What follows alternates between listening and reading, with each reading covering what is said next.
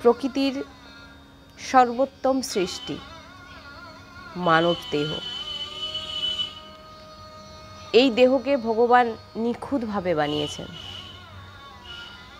দু নেত্র, দু কান, দু হাত, দু চোখ দিয়ে দেখার জন্য, দু কান শোনার জন্য, দু হাত কর্ম করার জন্য। আর কিন্তু জীব কিন্তু একটাই দিয়েছে, তাও আবার খুব তীক্ষ্ণ দাঁতের মাঝখানে। চিন্তা করেছেন কোনো দিন যে কেন ভগবান এরকম করেছেন? কারণ যে কর্ম দুটো নেত্র করতে পারে না, যে কর্ম দু কান করতে পারে না, যে কর্ম দু হাত করতে পারে না, সেই কর্ম জীব করে দেয়, জিহ্বা করে দেয়। তাই এমন বাণীকে এমন সদ্ব্যবহার করুন, ভগবান এটাই আমাদের নির্দেশ দিচ্ছেন।